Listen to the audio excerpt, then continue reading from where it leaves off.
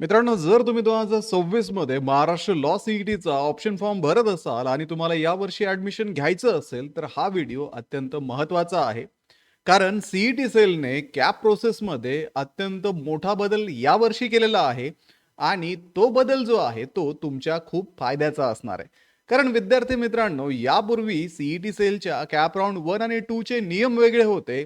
आता हेच नियम बदलून सीईटी सेलने विद्यार्थ्यांच्या फायद्याचे नियम आता आणलेले आहेत. तर आजच्या या व्हिडिओमध्ये आपण हा नियम कुठला बदललेला आहे आणि जर तुम्ही आता ऑप्शन फॉर्म भरला असेल तर तो ऑप्शन फॉर्म तुम्ही एडिट करू शकता का, या सर्व गोष्टी डिस्कस करणार आहोत. तर हॅलो विद्यार्थी मित्रांनो, मी तुमचा एज्युकेटर अरविंद आणि तुमचं स्वागत आहे ग्लोबल ऑनलाईन मध्ये. मित्रांनो, 3 इयर आणि 5 इयर LLB फर्स्ट इयरच्या विद्यार्थ्यांसाठी असणारे फर्स्ट सेमिस्टरची लाईव्ह बॅच ग्लोबल ऑनलाईन मध्ये 15 ऑगस्ट पासून सुरू होत आहे. या बॅच मध्ये तुम्हाला तुमच्या कॉलेजच्या सर्व सब्जेक्ट्स वरती लाईव्ह लेक्चर्स दिले जाणार आहेत. सोबतच इथे रेकॉर्डेड लेक्चर सुद्धा अवेलेबल असतील. तसेच वीकली डाऊट क्लिअरिंग सेशन्स, परीक्षेपूर्वी असणारे रिव्हिजन लेक्चर्स ज्याच्यामध्ये तुम्हाला PYQच्या माध्यमातून परीक्षेसाठी रेडी केलं जाणार आहे. आणि तसेच विद्यार्थी मित्रांनो, परीक्षेच्या प्रिपरेशनसाठी मराठी आणि इंग्रजी अशा दोन्ही माध्यमामध्ये या बॅच मध्ये तुम्हाला नोट्स अवेलेबल असणार आहेत. तर ही बॅच इव्हिनिंग सेशन मध्ये घेतली जाणार आहे. त्यामुळे दिलेल्या नंबर्स वरती आजच कॉन्टॅक्ट करा आणि 15 ऑगस्ट पूर्वी ही बॅच जॉईन करून आपलं फर्स्ट सेमिस्टरचं प्रिपरेशन सुरू करा. तर मित्रांनो, सीईटी सेलच्या ऑफिशियल पोर्टलवरती आल्यानंतरच इथे तुम्हाला एक नोटिफिकेशन दिसत आहे. या नोटिफिकेशन मध्ये सीईटी सेलने नवीन जे नियम काढलेले आहेत ते इथे दिलेले आहेत. तर इथे शैक्षणिक वर्ष 26-27 मधील 3 इयर आणि 5 इयरच्या विद्यार्थ्यांसाठी असणारे हे नियम आहेत. त्यामध्ये सीईटी सेलने सांगितलं आहे की सध्याचा जो ॲफिलिएशनचा इश्यू चालू आहे, अप्रुव्हलचा जो इश्यू चालू आहे, त्या इश्यूला लक्षात घेऊन काही बदल सीईटी सेलने या कॅप प्रोसेसमध्ये केलेले आहेत. तर सगळ्यात महत्त्वाचा पहिला प्रश्न म्हणजे, जर तुम्ही मागच्या 2-3 दिवसामध्ये तुमचा ऑप्शन फॉर्म सबमिट केला असेल, लॉक केला असेल, तर आत्ता तुम्ही तो ऑप्शन फॉर्म अनलॉक करू शकता आणि तुमचे ऑप्शन्स हे फिलअप करू शकता. कारण विद्यार्थी मित्रांनो, बऱ्याचशा विद्यार्थ्यांच्या एरियामधले कॉलेजेस तिथे अवेलेबल नव्हते आणि आता सीईटीच्या वेबसाईटवरती बरेचसे कॉलेजेस आलेले आहेत. जर आपण 3 इयर आणि 5 इयर या दोन्हीही कोर्सेससाठी चेक केलं तर सुरुवातीला 5 इयर LLB सीईटीच्या विद्यार्थ्यांना अप्रूव्ड झालेले जे कॉलेजेस आहे त्याची लिस्ट आपण इथे पाहू शकतो. तर सध्या 98 कॉलेजेस सीईटी सेलने 5 इयरच्या विद्यार्थ्यांसाठी अप्रूव्ह करून दिलेले आहेत. सुरुवातीला याच्यामध्ये GLCचं नाव नव्हतं, तर आता GLCचं नाव सुद्धा इथे इन्क्लूड करण्यात आलेलं आहे.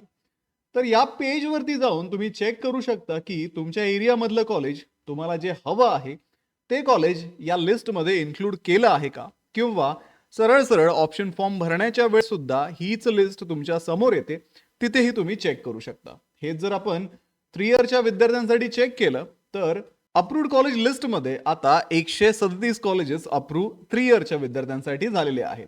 त्यामुळे विद्यार्थी मित्रांनो, यापैकी बरेचसे कॉलेजेस तुमच्या एरियामधले असतील तर आता तुम्ही ऑप्शन फॉर्म भरू शकता. आणि जर तुम्ही तो ऑप्शन फॉर्म ऑलरेडी भरला असेल, आता तो ऑप्शन फॉर्म तुम्ही एडिट सुद्धा करू शकता. तर हेच इथे वन टाइम अपॉर्च्युनिटी सीईटी सेलने दिली आहे.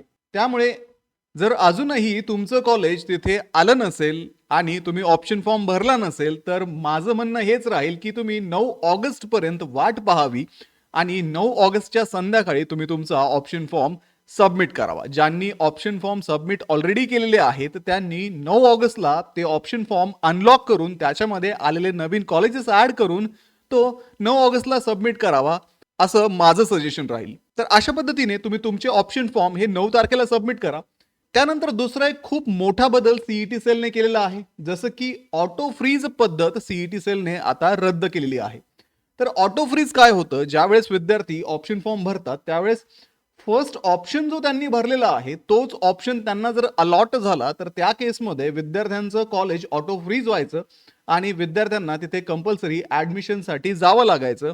आणि जर तुम्ही तिथे ॲडमिशन घेतलं किंवा नाही घेतलं तर तुम्ही या कॅप प्रोसेसमधून बाहेर पडत होता. पण यावर्षी सीईटी सेलने ऑटो फ्रीज ही सिस्टीम इथून बंद केलेली आहे. त्यामुळे फर्स्ट राऊंडमध्ये तुम्हाला मिळालेलं कॉलेज जे आहे ते ऑटो फ्रीज होणार नाही आणि तिथे तुम्हाला फ्रीज किंवा बेटरमेंट करण्याचा ऑप्शन सुद्धा अवेलेबल राहणार आहे. आता साहजिक आहे विद्यार्थी मित्रांनो, जर ते कॉलेज एक नंबरचं आहे, तर त्याचं बेटरमेंट करून तुम्ही काहीही साध्य करू शकणार नाहीत. जर तुम्हाला फर्स्ट राउंडमध्ये फर्स्ट प्रेफरन्सचं कॉलेज अलॉट झालं, तर तिथे फ्रीज किंवा बेटरमेंट या दोन्हीपैकी कुठलेही ऑप्शन सिलेक्ट करू नका. तुम्हाला तिथे ऍडमिशन घ्यायचं नसेल तर. कारण तुम्ही जर तिथे बेटरमेंटला गेलात, तर बेटरमेंटमध्ये त्याच्या वरचं कॉलेज तुम्हाला अलॉट होतं आणि हे जर कॉलेज तुमच्या फॉर्ममध्ये एक नंबरला असेल, तर त्याच्या वरचं कॉलेज आपोआप अलॉट होणार नाही, कारण तिथे कॉलेजच नसणार आहे. त्यामुळे जर तुम्हाला फर्स्ट राऊंडमध्ये एक नंबरचा ऑप्शन अलॉट झाला, तर तो तुम्ही बेटरमेंट करू नका. अनलेस जर तुम्हाला सीईटी सेलने ऑप्शन फॉर्म एडिट करण्याची सोय दिली, तर तुम्ही तिथे ऑप्शन फॉर्म एडिट करून घ्या आणि त्याच्यानंतरच राऊंड 2 साठी ॲपियर व्हा. तर राऊंड 2 संदर्भात सुद्धा खाली काही नियम दिलेले आहेत, ते पण आपण पाहूयात. तर पुढचं इथं फ्रीज पर्यायाविषयी सीईटी सेलने सांगितलेलं आहे.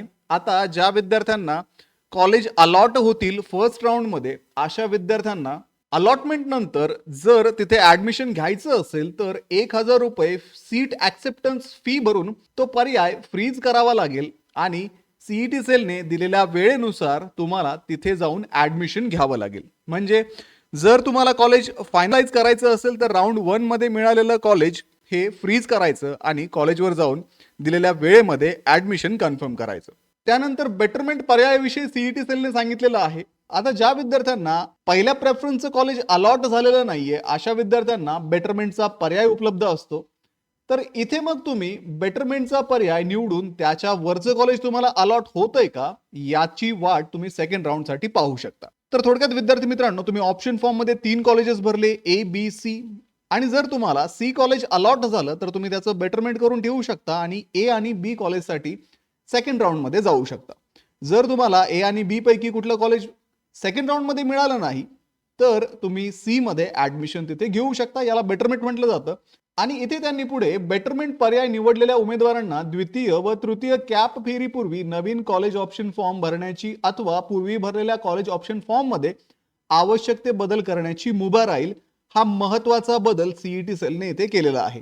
थोडक्यात आता तुम्ही कॅप राऊंड 1 साठी ऑप्शन फॉर्म भरला असेल, तर सेकंड राऊंड मध्ये तुम्हाला तुमचा कॉलेज ऑप्शन फॉर्म बदल करण्यासाठी सीईटी सेलने इथे अलाउ केलेला आहे.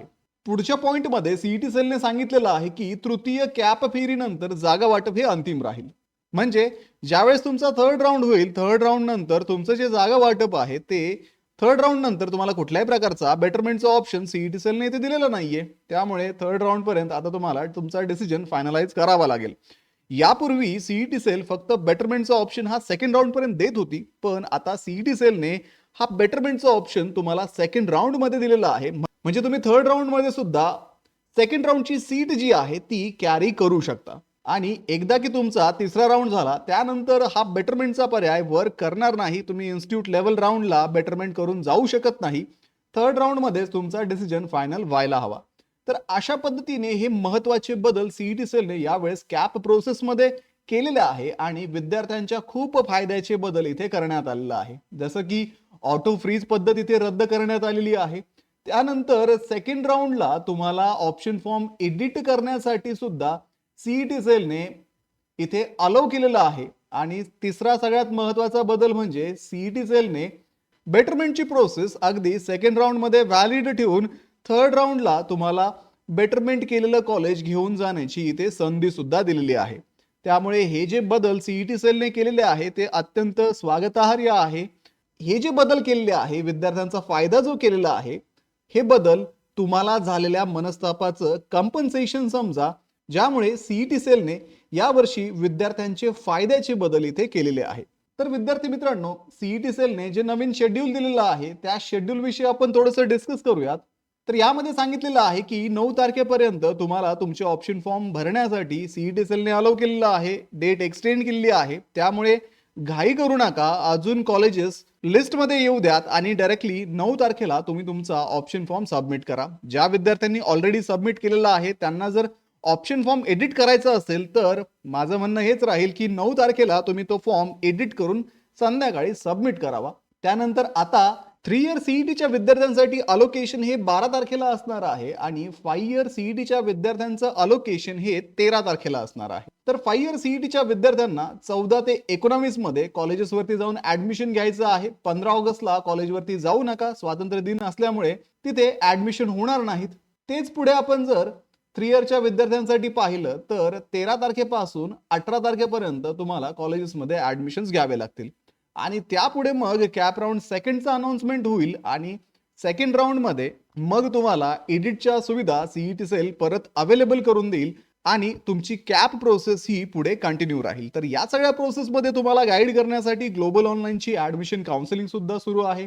या काउन्सिलिंग मध्ये तुम्हाला 1-on-1 काउन्सिलर ऍक्सेस दिला जातो. तुम्हाला मिळालेले मार्क्स आणि तुम्हाला कुठल्या कॉलेजला ऍडमिशन घ्यायचं आहे याविषयी डिस्कशन केलं जातं. तसंच विद्यार्थी मित्रांनो, मागच्या वर्षीचा जो कट ऑफ होता, मागच्या वर्षीचे जे ऍडमिशन होते त्यानुसार कुठल्या कॉलेजला तुमचा नंबर लागू शकतो याविषयी डिसिजन देणं असेल किंवा तुमचं डॉक्युमेंट व्हेरिफिकेशन असेल, तर अगदी कॅप राऊंडच्या नोटिफिकेशन पासून तर तुमच्या कॉलेजच्या ऍडमिशन पर्यंत या सर्व स्टेपमध्ये ग्लोबल ऑनलाईनचे ऍडमिशन काउन्सिलर्स तुम्हाला मदत करणार आहेत. त्यामुळे लवकरात लवकर दिलेल्या नंबर्सवरती कॉन्टॅक्ट करा आणि ही काउन्सिलिंग जॉईन करून महाराष्ट्रातल्या टॉपच्या कॉलेजेसमध्ये ऍडमिशन घेण्याची तयारी सुरू करा. तर व्हिडिओला लाईक करा, तुमच्या मित्रांना हा व्हिडिओ शेअर करा, ग्लोबल ऑनलाईनला आत्ताच सबस्क्राईब करून ठेवा. भेटूया पुढच्या व्हिडिओमध्ये. थँक्यू.